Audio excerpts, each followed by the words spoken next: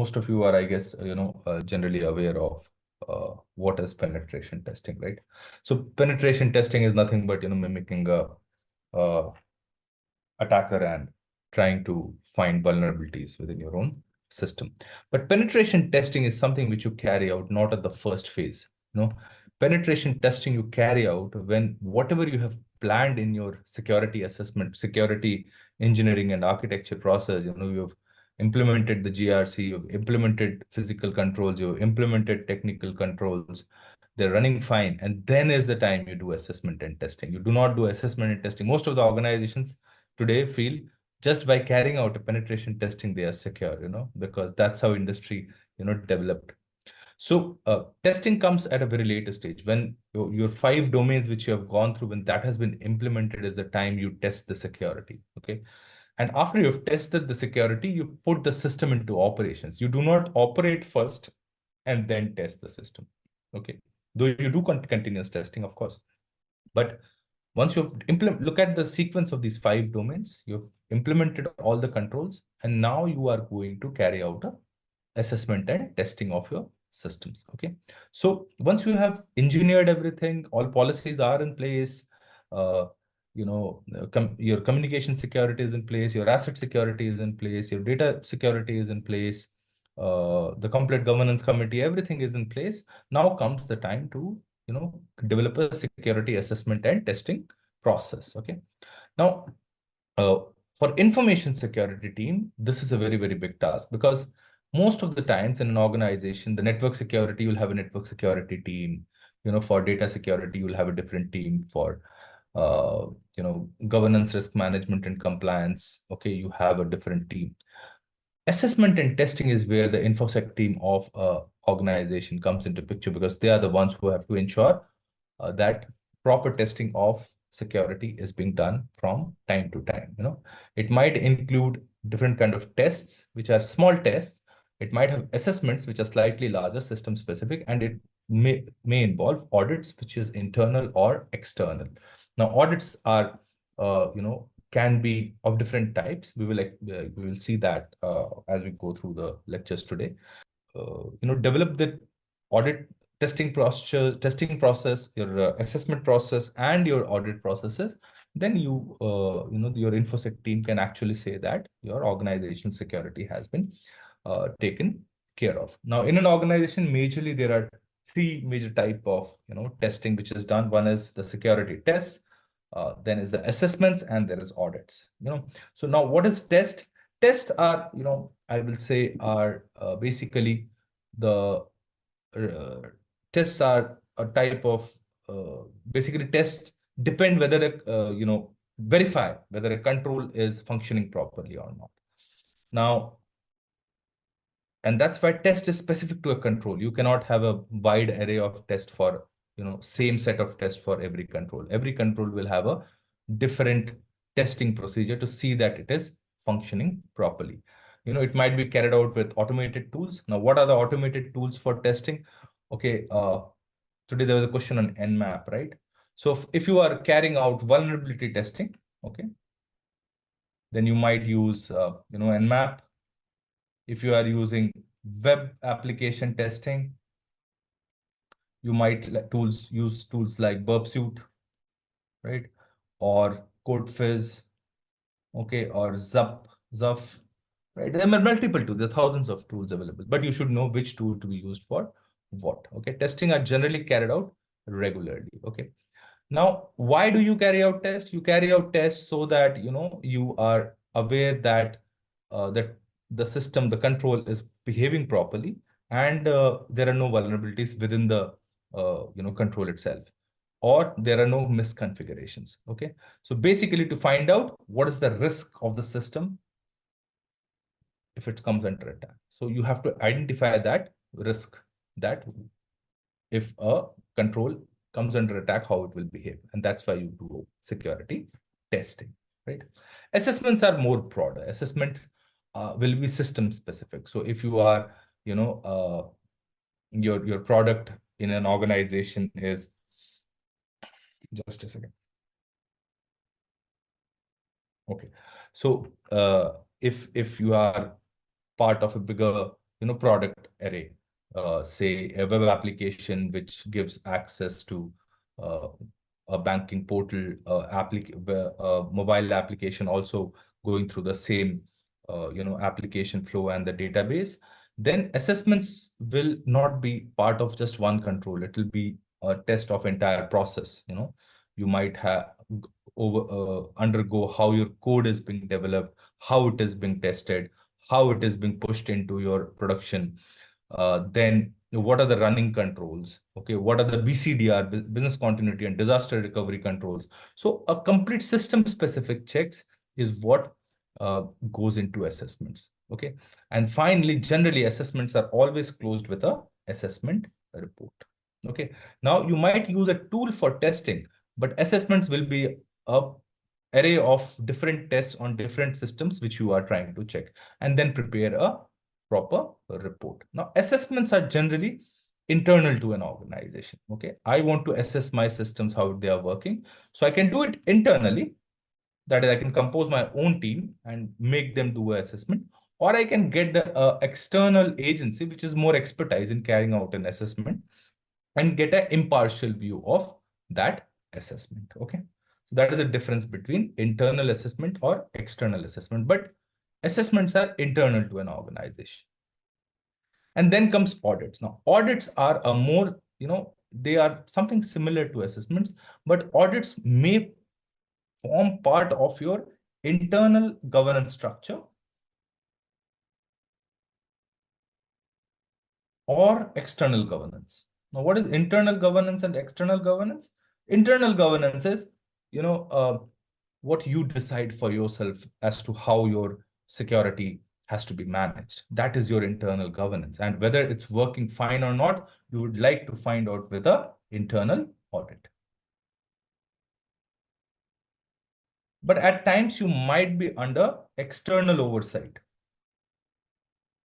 What is external oversight? When there are some regulatory requirements to be met, okay, or you are in a compliance zone where you have very heavy compliance requirements, and that time you might have to, because there is external oversight, and the external oversight tells you that you need to undergo an audit once every year or once every 3 years.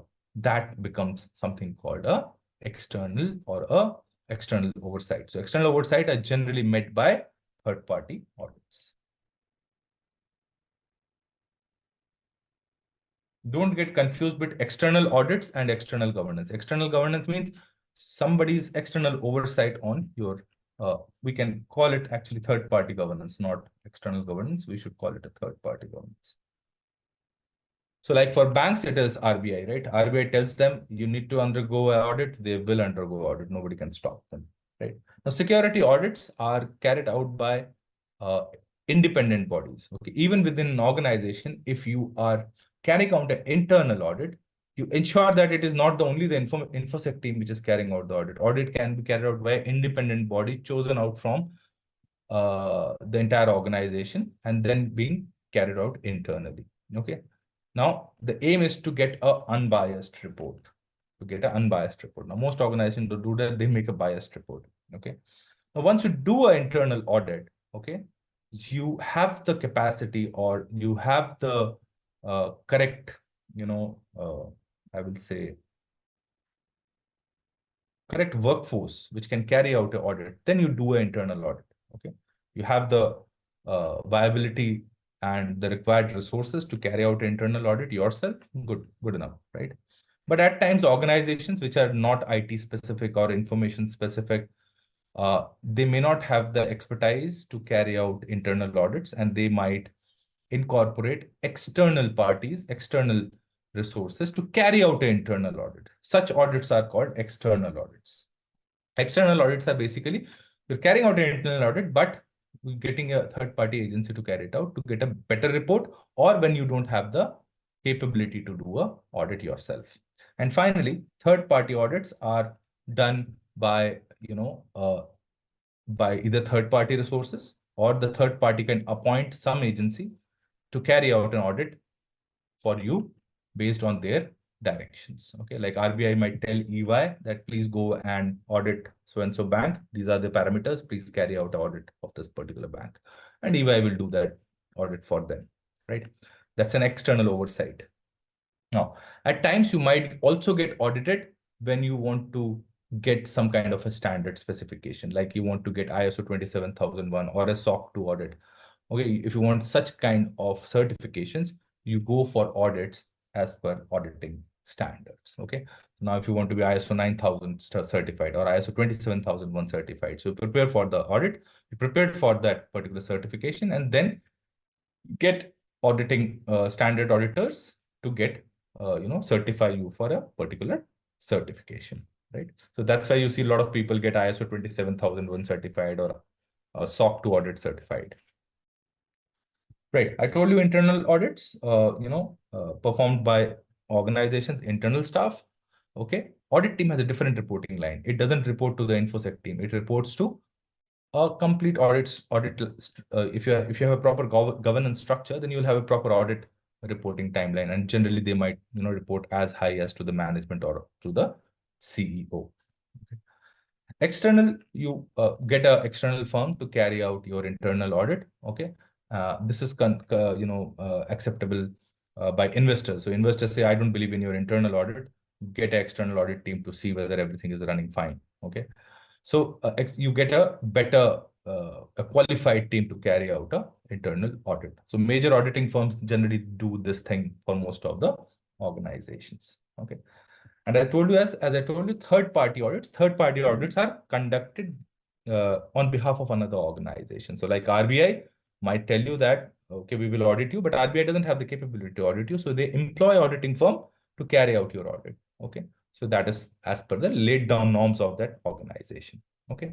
Now in US, there is a very specific standard called SSAE 18. Okay. Statement of Standards for Attestation Engagements document. It has two major requirements, okay, called SOC 1 and SOC 2. SOC 1 is for financial reporting, financial audits. And SOC 2 is for InfoSec controls audit, right? So a lot of, organizations, if you see in India also, a lot of people are SOC 2 audit certified. Why? Because we are dealing with US clients. Now, I will explain about SOC 2 audits in some time, but that is considered very, very, important in US. Short question.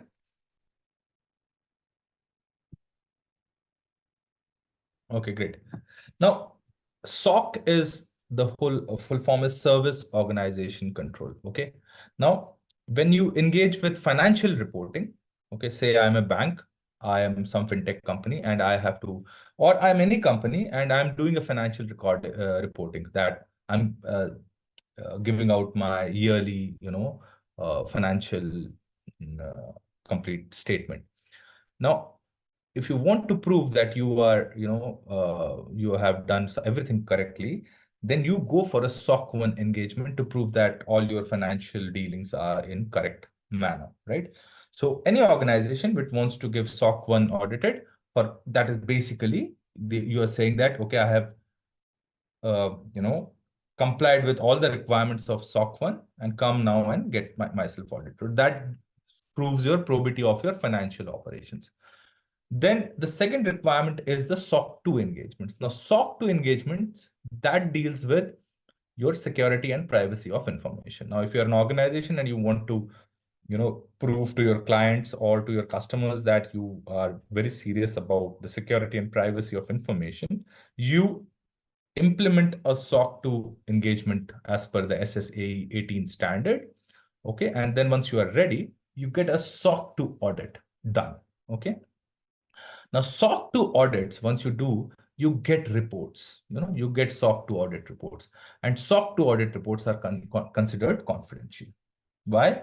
Because SOC 2 audit reports have a lot of details about your internal security arrangements. Now, a client might say that, hey, you are SOC 2 audit certified, you're saying, but I need that audit report.